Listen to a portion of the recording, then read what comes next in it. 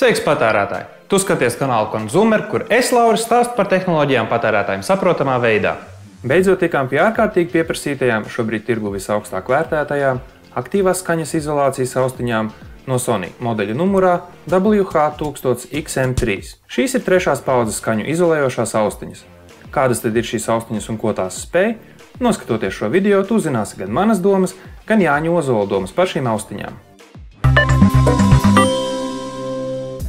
Apskatu sāksim ar dizainu un sajūtām. Austiņas pārsvarā ir veidotas no plasmasas, bet ļoti augstvērtīgas, kas tām dod iespēju būt elastīgākām un lokanākām. Polsterējums ir labs un ērts, un man, esot pieradušam pie smagākām austiņām, šīs šķita daudz vieglākas. Polsterējums ir tieši tik, cik ir nepieciešams, lai šīs austiņas ilgstoši valkājot neradītu diskomfortu. Vienīgās pogas, kuras ir atrodamas uz austiņām, ir ieslēgšanas-izslēgšanas poga, kur arī kalpo kā Bluetooth pārošanas poga, kā arī otra poga, kurai var iestatīt vienu no 3 funkcijām, bet pie šī atgriezīsimies nedaudz vēlāk. Ja pamanīt, tad austiņām nav skaļuma regulācija, jo tas viss tiek nodrošināts caur skārienu jutību labajā ausī. Dizainiski šīs, manuprāt, ir viens no glītākajām austiņām tirgū. Varakrāsas akcenti ir neuzbāzīgi un labi iederas kopējā kontekstā. Ja godīgi, par dizainu un sajūtām nav daudz ko stāstīt, jo viss interesantais šīm austiņām ir no funkcionālā segmenta.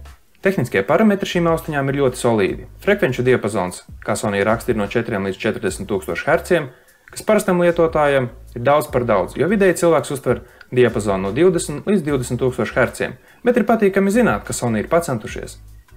Austiņas var savienot ar audio ierīci gan ar parasto austiņu vadu, kurš nāk līdzi komplektācijā, gan ar Bluetooth vai NFC savienojumu. Bluetooth savienojuma standarti pat tiek piedāvāti 2 – LDAC, kas ir Sony pašu standarts, gan Qualcomm aptikas savienojuma standarts. LDAC nodrošina datu pārraidi līdz pa 999 kilobitiem sekundē. Tā saucamā Bluetooth aiztura, jeb skaņas nobīde attiecībā pret video, netika novērota pat ilgstoši skatoties filmas. Skaņa un bilde bija sinhrona. Izņemtas no iepakojuma, sākot šīs austiņas lietot, pirmā sajūta būs, ka basu ir par daudz, bet to visu var vēlāk nomainīt aplikācijā. Atgriežoties pie funkcijām, tad visas galvenās var regulēt, kā jau minēju, ar pirkstu vadību labajā austiņā. Gan pārslēgt dziesmas, gan apstādināt mūziku, pieņemt zvanus un beigt zvanus, kā arī ar plaukstu nosadzot austiņas, tās pieklust, lai caur ārējiem mikrofoniem ļautu normāli komunicēt, nenovelkot austiņas un visu dzirdēt, kas notiek apkārt. Un tagad notestēsim arī pilnīgi normālos apstākļos, kā tad ir skaņas izolācija. Un tālāk ņemsim man oranžo draugu no AEG, kurš ir diezgan paskaļš. Un tagad skaņas izolācija.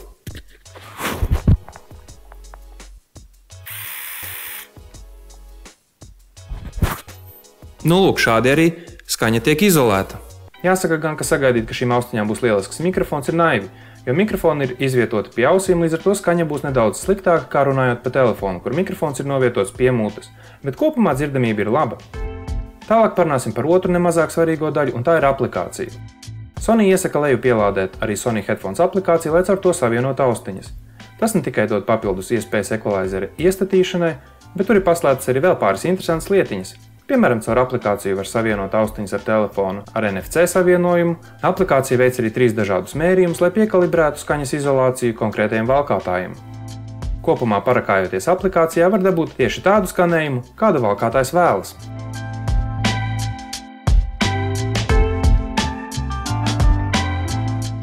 Šīs austiņas iedeva arī izmēģināt Jānim Ozolam, kuru plašāk publika atceras kā grupas Kosmos dalībnieku, bet šobrīd viņš ir vairāk diriģents. Viņam arī prasīja viedokli par šīm austiņām kopumā, nedaloties sīkāk ar informāciju par šo austiņu vispārējo tirgus novērtējumu, pielietojumu un iespējām.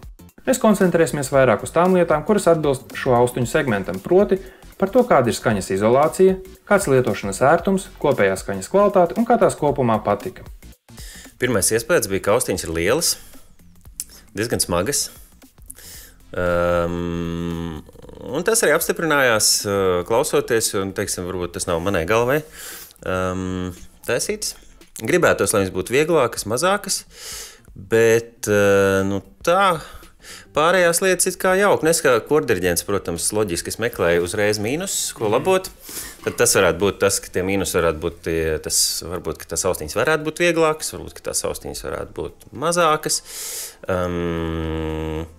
Bet, protams, tie plusi, nu, droši vien atkal ir tie, kāpēc tās austiņas tādas ir. Jo plusi ir, protams, ka skaņas izolācija viņām ir ļoti laba. Es viņas klausījos sūcot ar putekļu sūcēju māju, un akadēmiskā muzika skanēja. Man patīk sūcējs vispār netraucēja, kaut man viņš ir ļoti skaļš. Skaņa šķiet bija ļoti laba. Jo tā kā es testēju pirmās austiņas mūžā, tad man īsti nav ar ko salīdzināt, es neesmu objektīvs, bet skaņa man ļoti apmierināja un gan akadēmisko muziku paklausījos, gan popmuziku paklausījos, gan kaut kādu roku, forši, skaņa ir ok. Vai tev, ņemot vērā, ka tu visu to žanrus klausījies, bija kaut kāda no šiem te līmeņiem, kas tev šķita, kad ir nepietiekami vai par daudz? Atkal es diez vai esmu tas objektīvākais klausītājs. Man, protams, ka basi varbūt šķiet pa daudz šīm austiņām. Bet gan jau, ka to var kaut kā regulēt kaut kādā kopējā ekvalizerā kaut kur citur. Kaut es klausījos Spotify, tur es telefonā neko droši vien neko regulēt nevaru. Man teiksim, jo redz, tas, ka tev tā skaņa ir izolēta, tas, ka tu esi diezgan tādā foršā vakumā jau, ja? Un tā skaņa ir tik ļoti tuvu, protams, ka tas bass tajā brīdī, viņš bieži vien, šajās austiņās viņš tā kā izceļās, tās augšas varbūt, bet tas jau kā kuram patīk, redz, vienam patīk augšas vairāk dzirdēt, vienam patīk bassus vairāk dzirdēt, ja?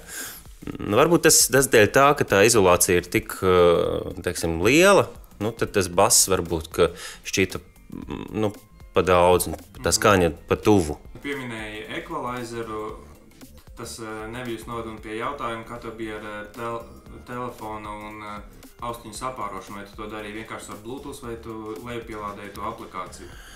Es no sākuma centos caur savu datoru vienkārši ar Bluetooth sakonektēties, tas nesanāca, jo viņš tās austiņas neredzēja. Tad es ielādēju telefonā Sony Headphones aplikāciju, tas bija ļoti ātri. Viņš momentāli atrada austiņas, tas notika zibenīgi, nekāda problēma. Tā labā lieta vēl tām austiņām ir tas, ka tiešām, ja tu sūc ar putekļu sūcēju grīdu, lai tu gribētu skaļāk vai klusāk izdarīt to skaņu, tad tu to vari izdarīt uz austiņām. Tas ir forši. Tev nav jānesā līdz telefons. Tev nav jāiet pie telefona, lai tiem, piemēram, klusāk vai skaļāk uzgrieztu, to var izdarīt uz austiņām. Tad rezumējot, varbūt pāris tavi vērtējumi 10 baļu skalā. Pirmais tad par ērtumu un smagumu un izmēriem un to visu tu dotu balli. No 10? Jā. 6. Tad skaņas kvalitāte. 8 starp 9. 8,5. 8,5. Ok. Savienošanas un operēšanas vieglums, jeb ērtums. 10. Nekāda problēma. Ok. Un tavuprāt, tad, tu it kā jau pieminēji mērķa auditoriju, tavuprāt, studija un tā, bet, ja to tā vajadzētu vispārināt, kas būtu tie, kas vairāk iegūtu no šādām austiņām? Es teiktu, drīzāk mājās tādiem dīvānā sēdētājiem, tad, teiksim, tādiem, kuru tā ērti grib atlaisties un kuriem nav tās austiņas ar savu ķermeni jānes kaut kur. Un dīvānā, jā, un ir pietiekami laba skaņa un tiešām tā izolācija, tu nedzirdi, vai bērns raud, vai kas tur notiek īstenībā, varbūt ir baigie plusi no šitā. Skaidrs. Labi, paldies tev par tavu viedokli. Un prieks, kad radīja iespēju viņas patestēt. Ņemiet pa labu. Šo austiņu lielākais konkurents ir Bose Quiet Comfort 35 austiņas. Abas maksā diezgan līdzīgi. Šīs Sony šobrīd var iegādāties vidēji ap kādiem 340–350 eiro. Tas nav maz, bet tas ir ļoti līdzīgi Bose piedāvājumam. Protams, tā kā šo austiņu galvenie klienti ir lietotāji, kuriem vajag labu skaņas kvalitāti, labu skaņas izolāciju, ērtumu un izturību, cena nebūs noteicošais faktors austiņu izvēlē. Visas īpašības šajās austiņās ir vismaz 4 zvaigžņu līmenī, dažas pat izcilas, bet ir arī daži mīnusi, kurus arī pieminēšu. Kā pirmais ir jāmin tas, ka austiņas novelkot no galvas, tas nepārtrauc spēlēšanu. Ir konkurenti, kaut vai tie paši AirPodi vai Microsoft Surface, kuri nopauzē jebko, kas skan ausīs. Kā otrais mīnus, dažreiz žestu kustība precīzi nenofiksējās, vai tas būtu skaļuma regulācijā vai pārslēdzot dziesmu.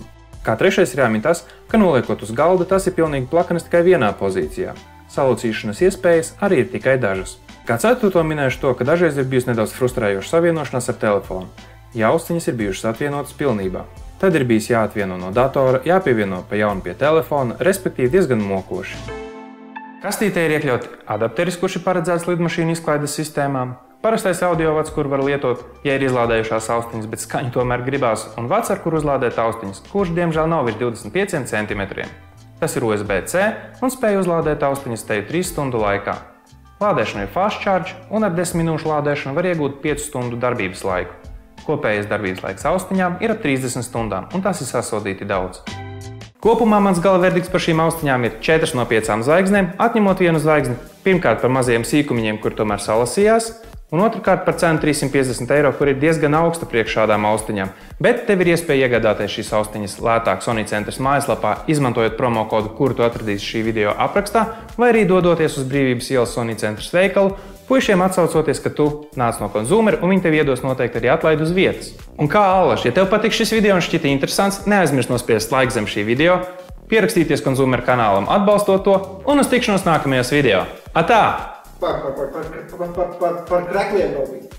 Jā, starp citu, svinot to, ka konzumera kanāls sasniedz 500 abonentus, es vēlos 3 no jums dot iespēju tikt pie šādiem te konzumera krekliem, izdarot 2 vienkāršas lietas.